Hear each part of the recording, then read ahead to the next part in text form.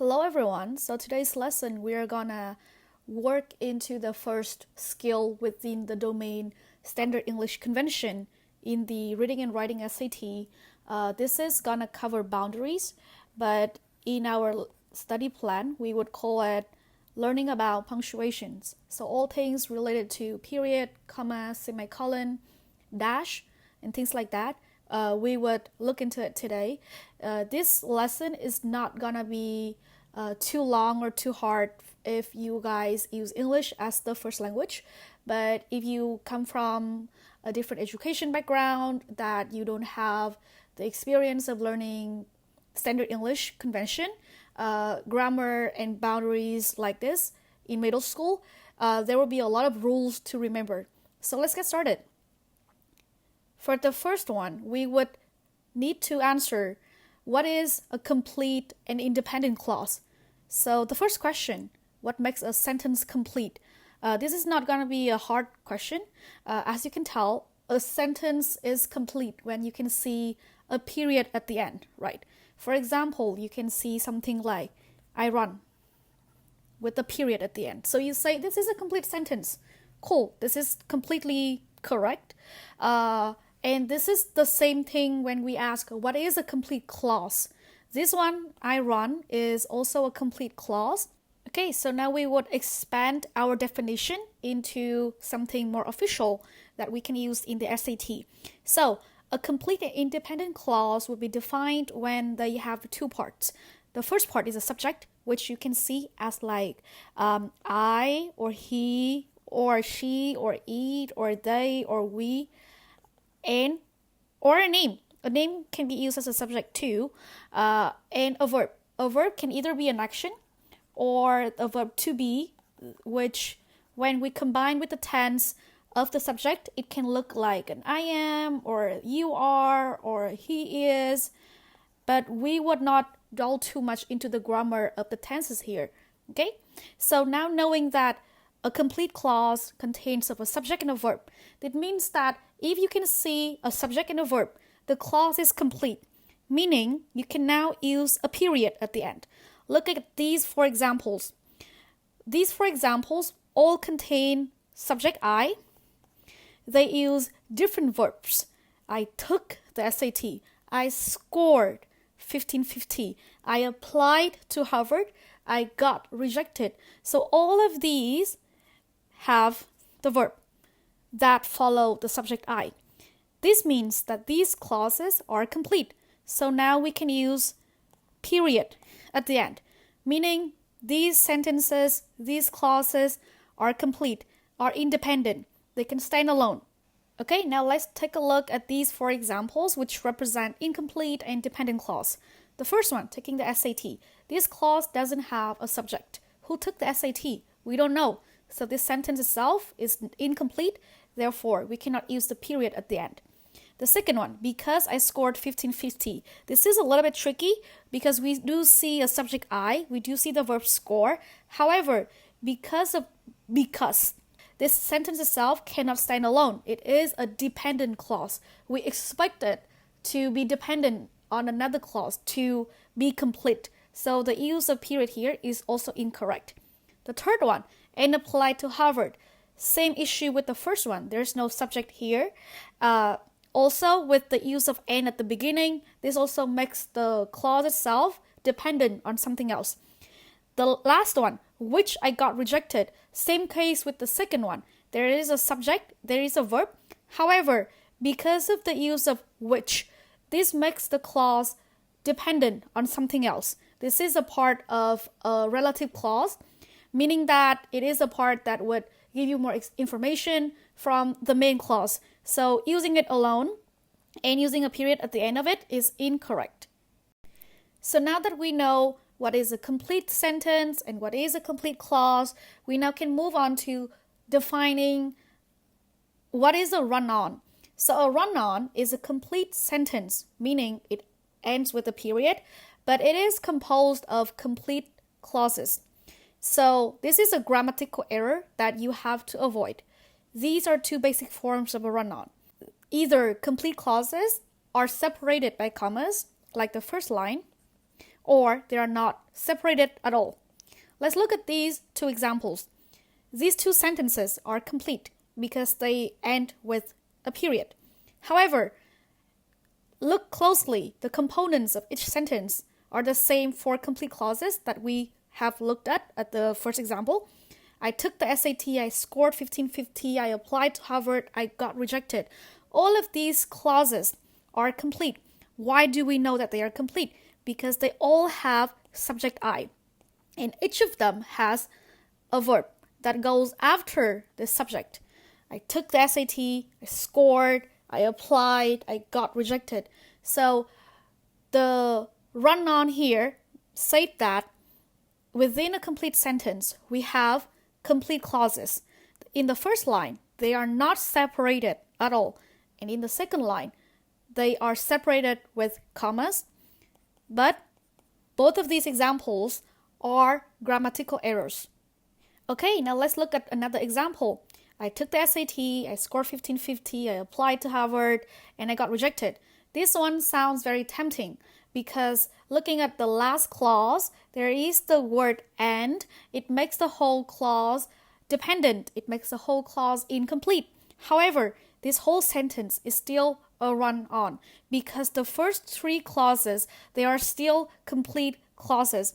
They all contain of a subject I and a verb after that, and they are all separated by commas. So this is also a run-on. This is also a grammatical error. Okay, so let's look at what not a run-on is like. I took the SAT and I scored 1550 and I applied to Harvard and I got rejected.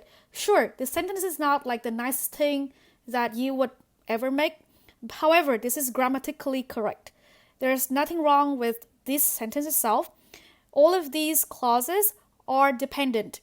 They do have subject and verbs. However, because they do have and at the beginning, each of the clause is dependent. It cannot stand alone. So the whole sentence itself is grammatically correct. So now, how to fix a run-on? Or how to make a complete sentence by combining multiple clauses. So let's look at this particular wrong example. We will try to fix this. He was hungry, he ate an apple. So now you can tell this is a run-on because there are two complete clauses. Both of them have subject he, one has the verb to be, and the other one has the verb eat. So now we would look into ways that we can fix this run-on and make them grammatically correct. The first one, we can use periods after every complete clause. This is straightforward. If you see a complete clause, in it, use a period. So now the correct use of it is just using the period instead of a comma. The second way, this is one of the most crucial knowledge that you should learn, is to use fanboys as conjunctions. Fanboy stands for these conjunctions: for, and, nor, but, or, yet, and so. So now, instead of just separating two complete clauses with one singular comma, you would have to couple it with one of the fanboys. For example, he was hungry, so he ate an apple. Obviously, grammatically speaking, you can use any of the fanboys. However, you have to choose the one that makes sense, right? So you cannot say like, he was hungry, but he ate an apple. That doesn't make sense. A very important note to pay attention to is that sometimes if you don't memorize the fanboys and you use a different conjunction outside of the fanboys, the run-on is still not corrected. In this example, we use the word therefore.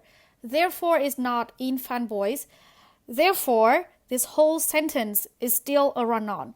Cases like this can be with the word however, or the word moreover, or the word in addition to, nevertheless, furthermore. So these are common use case of conjunction that are not fanboys, that even if you use it with a comma, it doesn't correct a run-on. So pay attention to this and memorize all of the conjunctions that can be used for the fanboy strategies. The third strategy is to use a semicolon. This is pretty straightforward because it technically is similar to using a period. However, instead of using only one period at the end, we can use a semicolon in between complete clauses. Like this example, he was hungry. This is a complete clause, so we can end it with a semicolon. What makes this strategy more interesting than just a period is that it can correct the limitation of the previous strategy, which is the combination of a comma and a conjunction outside of the fanboys. So let's remind a little bit. If previously we used the comma with the conjunction, not a fanboys like the word therefore, then this one would not correct the run-on error. However, if we substitute the commas with a semicolon, this would make the sentence correct. However, this is the reverse case with the comma, that if we use semicolon, we cannot use fanboys anymore. So no more fanboys being used. We only use conjunction, not a fanboys, or no conjunction at all. So remember that if we want to separate run-ons, we either use strategy 2, which is a comma plus a fanboys, or we just use strategy 3, a semicolons with nothing, or semicolons plus something, not a fanboys. Please don't mix these two up. So for the last strategy, we would try to nullify the complete clause. So for this strategy, we would also need to ensure the logical meaning of the clause itself. First way we can do is to eliminate the subject and only keep the verbs and join them using and. For example, instead of having he turned up the music, he cleaned the room, we eliminate the second subject, he, we only keep one subject and join two verb turn and dance with and. The second way is that we can add subordinating conjunctions, meaning that for the original clause, he was hungry, by adding because or by adding when, we can make the clause dependent. It cannot stand on itself. It has to rely on what happens after this logically. So because he was hungry, so he ate an apple, or when he was hungry, he ate an apple. It makes the clause itself become a modifier. The first one becomes a reason, and the second one becomes a moment. So another way that we can make the complete clause become incomplete is to transform them into a relative clause. So for example, in here, we use Kevin, who was hungry, ate an apple. So who was hungry now is a relative clause bounded by two comma.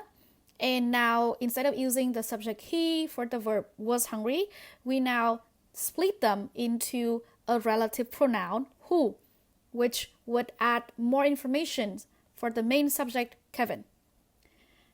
Another way is that we keep the first clause, he was hungry, but now we transform the second clause of eating an apple into an explanatory relative clause by putting them behind which explain why.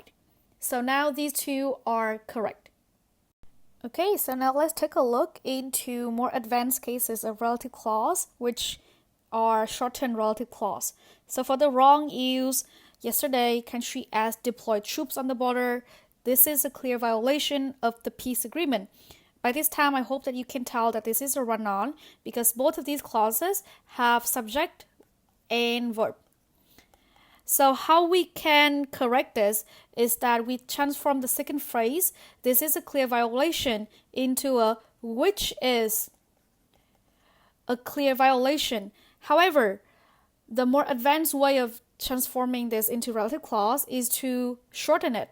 So we don't necessarily need to use which is. We can put this away and make this into the a clear violation itself. So the whole phrase, a clear violation of the peace agreement, is already a relative clause for the first phrase, which is deploying a troop on the border. Another example is the Burj Khalifa is the tallest building in the world. So they already have the subject and a verb. and it attracts thousands of tourists each year. So it is a subject and attracts is another verb. So this is a run-on because they have two complete clauses. So now we can transform the second phrases and transform it. We can now transform the second phrases. So now we can transform the second phrase into a relative clause by putting it into a relative pronoun like which. So it can refer to the Burj Khalifa or the first subject. However, we can also shorten it into not using which is at all, and we just transform attracts or the verb of the second phrase into attracting. More techniques on shortening relative clause, why we put attract to attracting instead of attracted, can be discussed in the grammar lesson after this. Let's try for yourself how we can first make it to relative clause, and second, how we can shorten the relative clause to make it more advanced. You can take a pause here to try to solve this on your own before we can do it together. Now let's look at this. The first phrase, people named it after inventor Nikola Tesla. So we know that the object it is being referred to the second subject, the Tesla coil. So ideally, we would like to transform the first phrase into the relative clause to provide supportive information for this subject, the Tesla coil. So we would like to have something like the Tesla coil as the main subject. We add in the relative clause something like which is named after this person. Remember that it has to be in passive form because obviously it is an object, it's not the subject. So for the second step, which is shortening it, we would like to remove the pronoun which is, like the previous example. We also don't need the verb is, we only need to keep named. So now we can have the full sentence, which is named after inventor Nikola Tesla.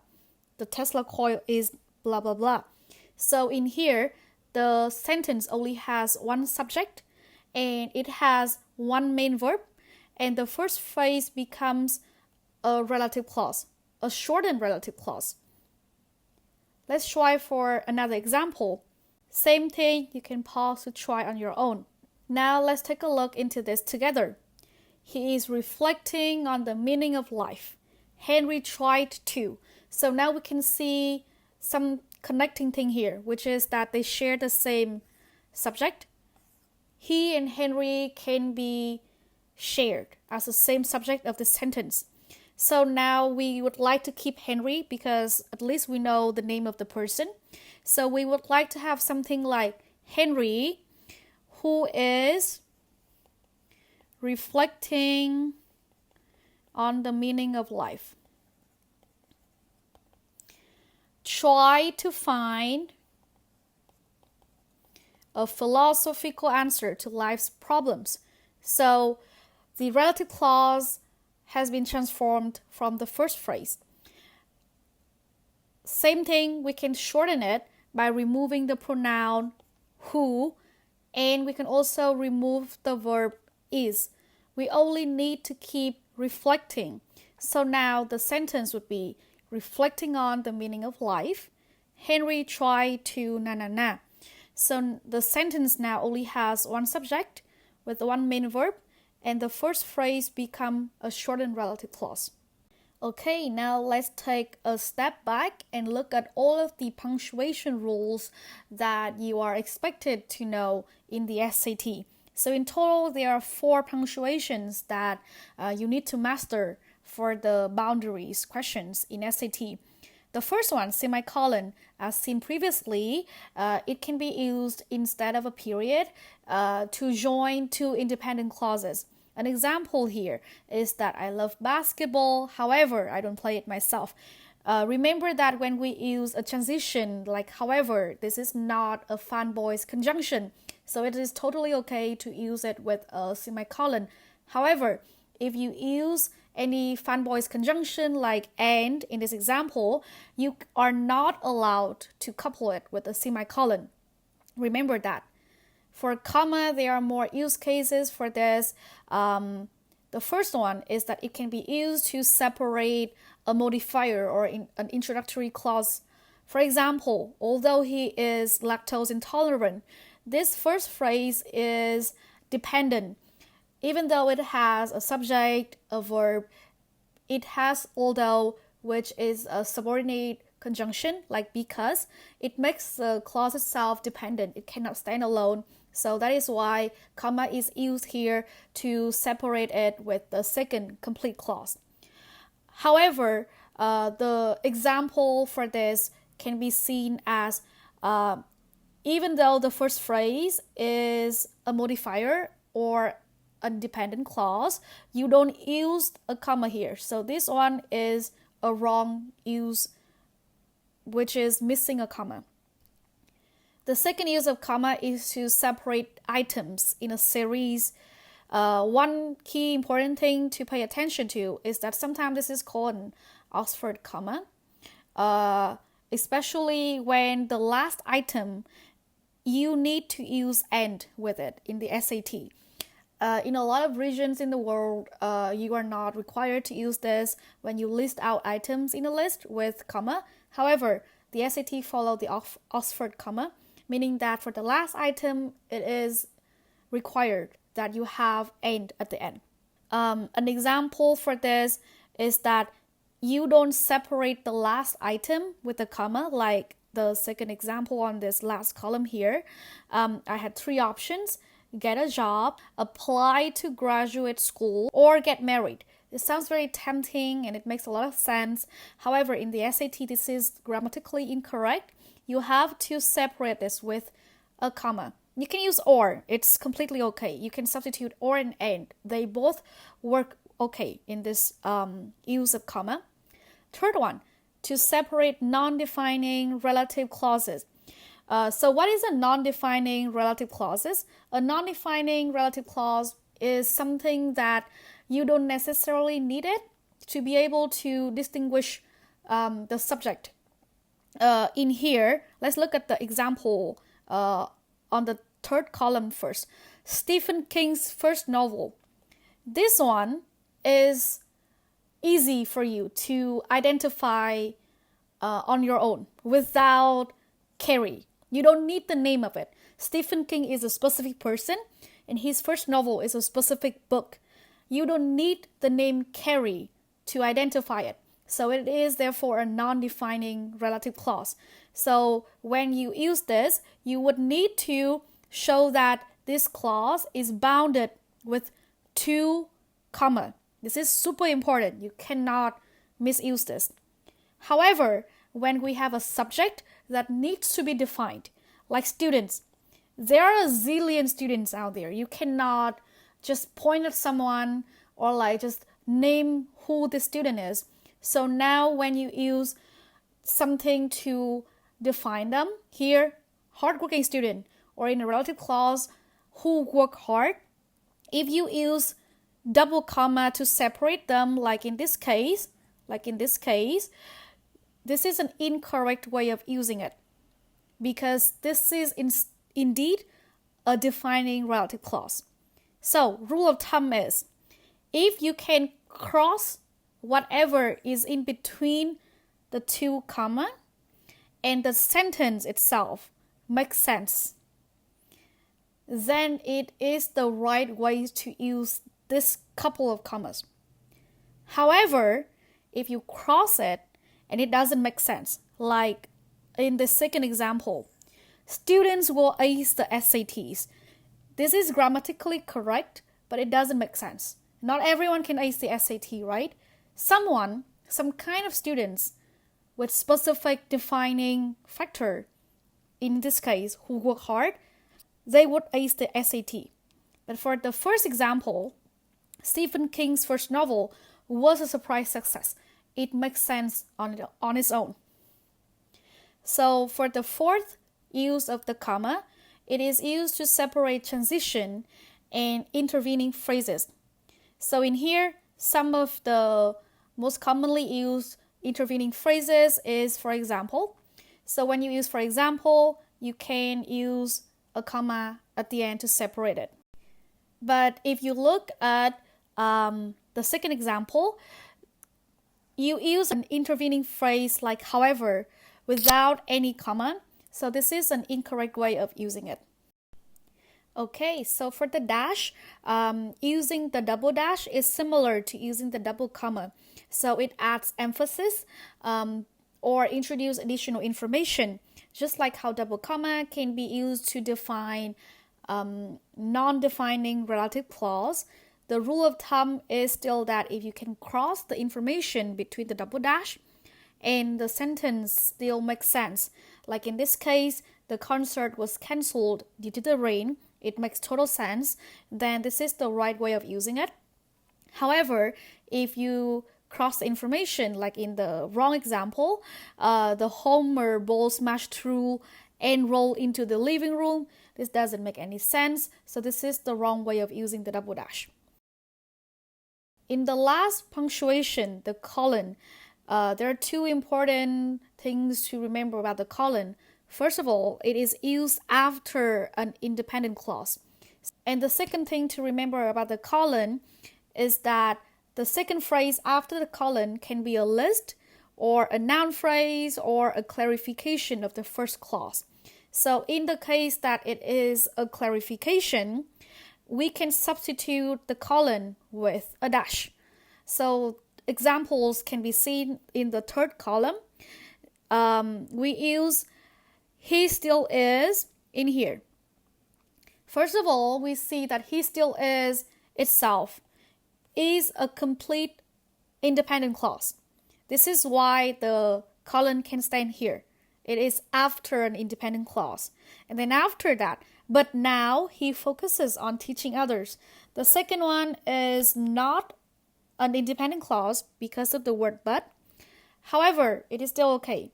As long as the first clause, he still is independent. The second one, but now he focuses on teaching others, is a clarification of the first clause. So we can substitute that with a dash. Let's look at the wrong use of the colon in the last example. The local bakery sells many delicious desserts, such as. This sentence, because of the such as at the end, the first clause is incomplete. It is dependent. Therefore, we cannot use comma here. The first clause is not complete, so it violates the first rule. Even though the second rule, the second phrase after the colon is a list, it is totally okay. It even ensures the Oxford comma, like we just discussed in the comma punctuation. The use of colon here is incorrect because of the first phrase. Okay, now we can look into some of the common misuse of punctuations following the rules that we just discussed. First of all, never use any punctuation before prepositional phrases. You don't need to say she was waiting, comma, at the station, because there's a preposition here, you don't need the comma here. Or because of the preposition with here, you also don't need the colon here. Or you have the of Great Britain here, you don't need the comma here.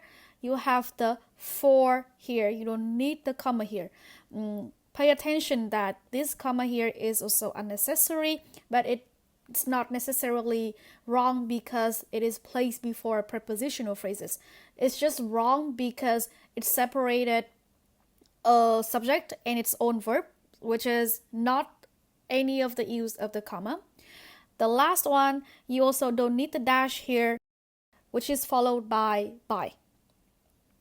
The second common misuse is to put punctuation after such or as or like or including. You don't need to put the colon after the phrase such as, like this, you can just remove it. Or you also don't need to put colon here after like, you can just remove it. So you either remove the colon or you can remove such as. So you can say the restaurant serves dishes, colon, pasta, pizza, na. Third common misuse is to use punctuation before that. For example, in here, you don't need to put comma here before that. You can just say the report indicates that the pollution in Beijing. The reason why people make this mistake is because they misuse that as another relative pronoun, just like which. It is true that and which can be used both as relative pronouns. However, you do not use any punctuation before that, like how you can use comma before which.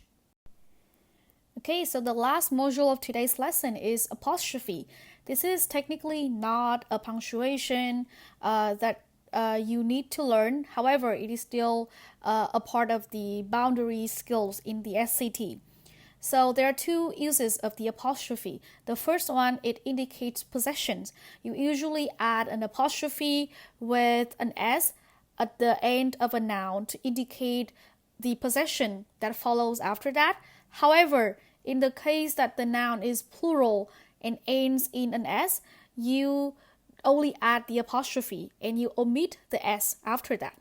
For example, the cat's hat, this one doesn't have an apostrophe, so we would have to add in an apostrophe and an S after the cat to indicate that it owns the hat. The second one, this is a little bit tricky. Louise is a noun that ends with an S. However, it is a singular noun. It is not a plural noun. So you still need to add an S after the apostrophe to indicate the possession. The third example, this is a completely okay, correct way of using apostrophe with an S. I just put it in so you can tell that this is completely normal. This is a singular noun, a giraffe. So to indicate that it owns the neck, you add the apostrophe with an S. However, both players is a plural noun that ends with an S. Therefore, we do not need the S after the apostrophe anymore. The last one, the children. This one is a little bit tricky because the children is a plural noun. However, it doesn't end with an S. You don't need to add S after the children to make it plural anymore. In fact, you just need to keep the noun itself, which is a plural, but it doesn't end with an S, so you still need to put apostrophe with S at the end. Remember that unnecessary apostrophe is an error. For example, in here, you don't need to add apostrophe here after the dishes because it doesn't indicate any possession after the dish. However, the apostrophe after the chef is correct because we indicate that this is the food made by the chef. The second example, we put the apostrophe after the restaurant owner. This is an incorrect way of using it because technically target is a verb, so you don't need to put any possession over this. You do not need this, so you can just remove it.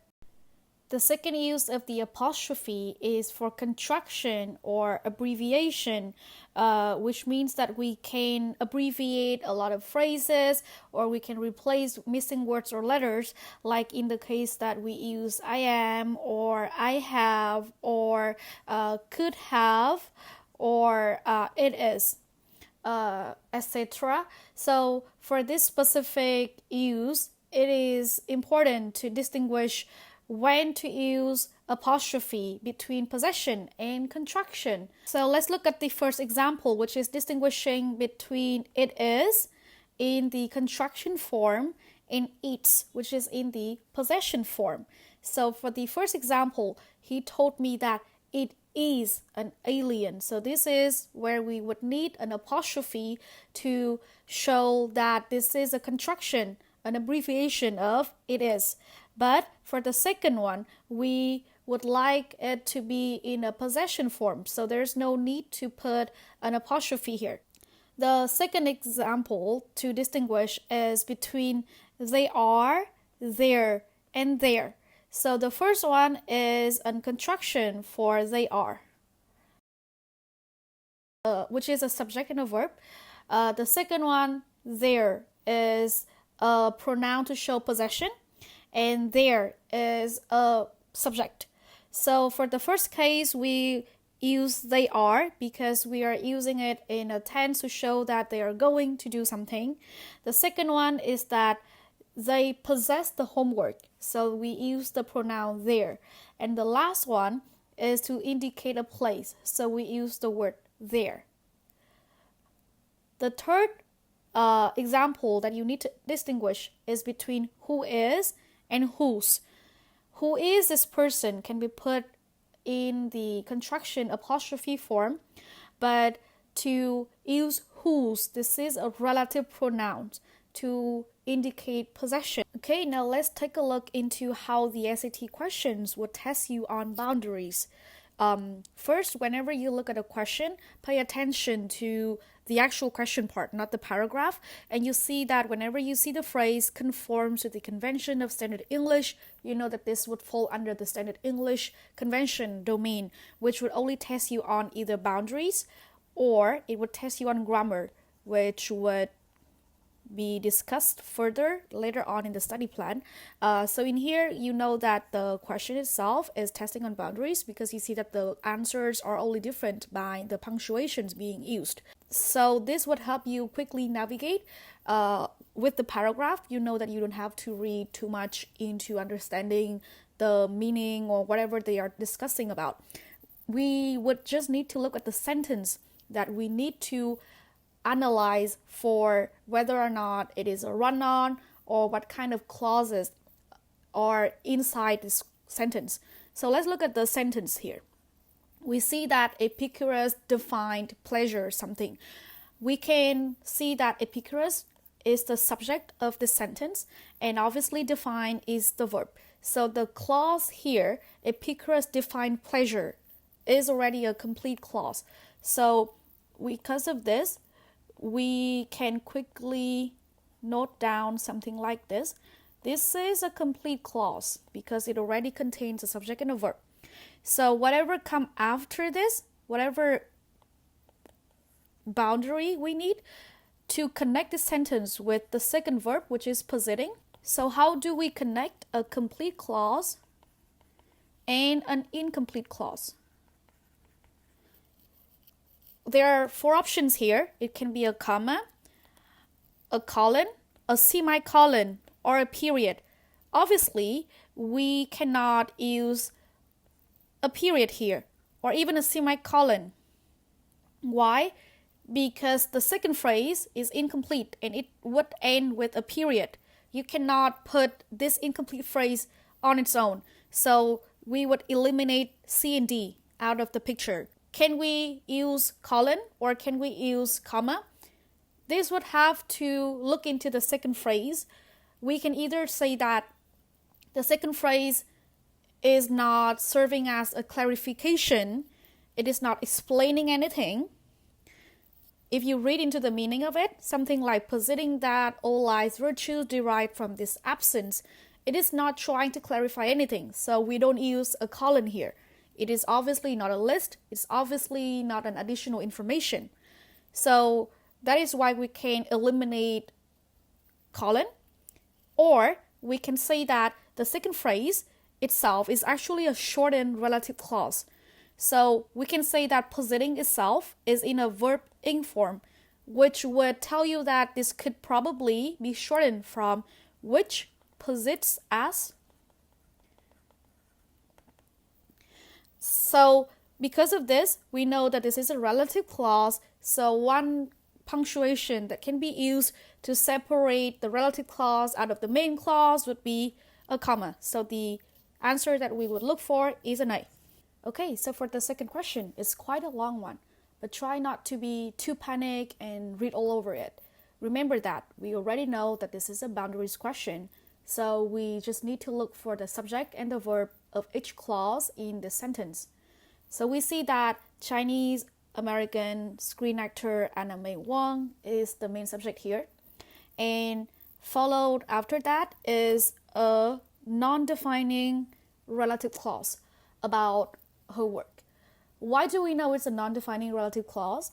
Because first, the subject here is already defined. It's a particular person with a particular name. Second, it is bounded by 2 comma. So we can just eliminate this phrase and the sentence itself still makes sense. So what does the subject Anna May Wong do? Where is the verb? So we see the verb is right after this. Finally got a starring role. So this is the verb. So now this first clause is already complete. That's enough. We have the actor Anna May Wong got the role. So this is already a complete clause. So let's see what's after this. We see that the second phrase after the comma has something like a film that. So after a complete clause with a comma, the second clause after this, it has to be incomplete, or else the sentence would be a run-on and it's going to be incorrect. So it can be a noun phrase, meaning that there is no verb and there's only the subject of film. This is pretty correct because we see the relative pronoun that. This indicates that anything follow after this would have to be a relative clause. So this is gonna be the relative clause to add more information about this film, Daughter of Shanghai. So within this relative clause, we can have a full complete clause. We need a subject and we need a verb. By looking at the answer, we see that the subject would be the critic Stina Sheen herself, and the verb would have to be claimed. Remember to conjugate it. There is no need to put a comma in between the subject and the verb, so anything like A and B and D can be eliminated. So that's what leave us with the only answer, C. Okay, now let's put the difficulty level up for this question. We see that the main subject here is researchers, and the main verb is have determined. So what is this part? Studying magnetosensation. This is a shortened relative clause for the researchers. Why do we know that? It is because studying cannot be the main verb because it is not the right conjugation for researchers. More on conjugations and tenses of verbs will be discussed in the grammar lessons after this.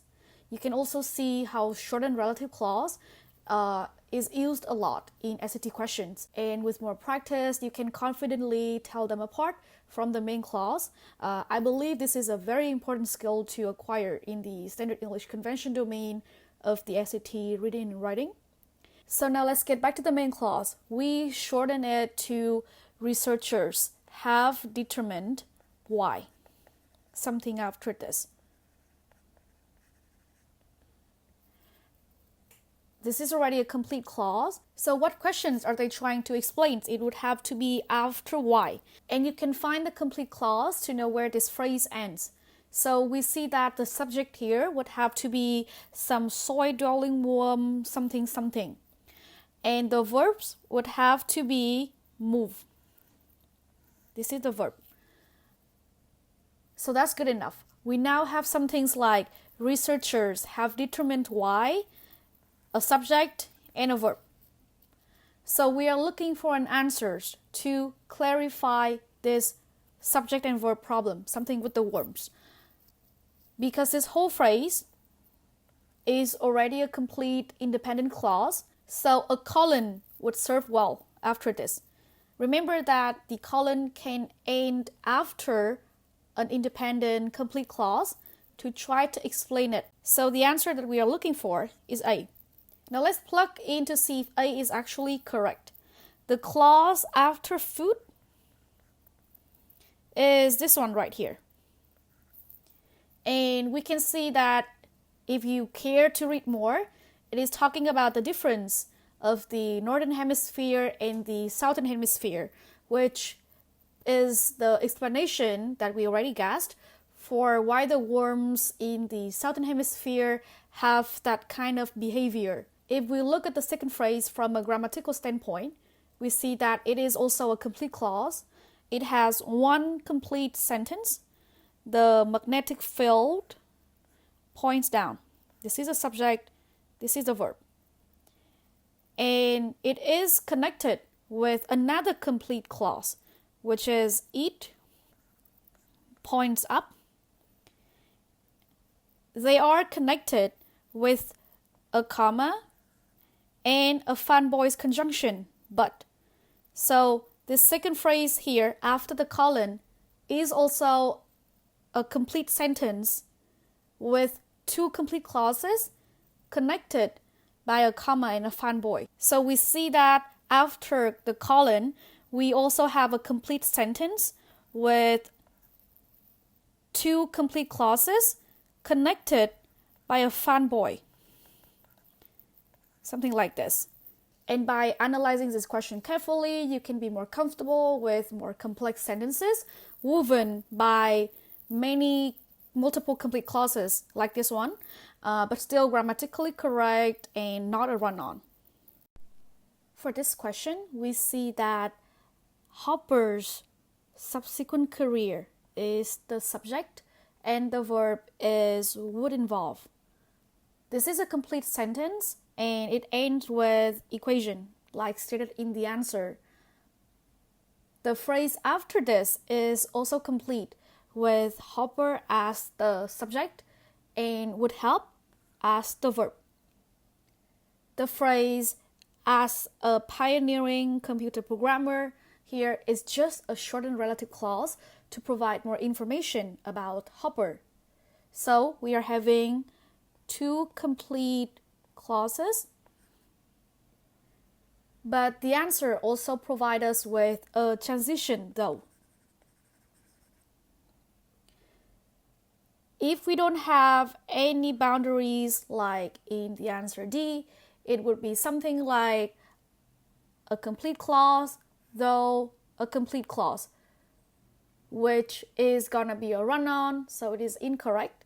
If we separate two clauses with a comma, this transition though is not a fanboy conjunction, so it is still a run-on, so we can eliminate B.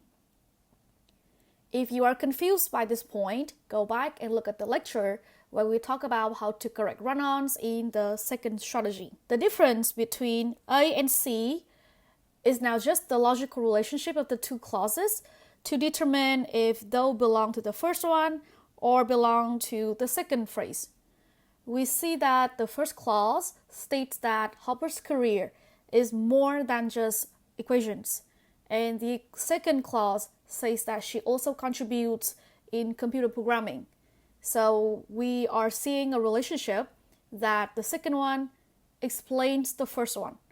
Therefore, it is only logical to put though in the first phrase. So it is only logical to put though in the first phrase, separated by a comma, and then introducing the second phrase with the colon as an indicator that it is going to provide an explanation. So we will choose A. Now let's practice with apostrophes. The good news is, for questions involving the apostrophes, we just need to determine whether it is indicating possession or construction. So not a lot of rules to remember like with other punctuations. So in this question, we are looking for the thread of the screw. So apostrophe after thread, like in answer A and D, is irrelevant. We can eliminate these two answers.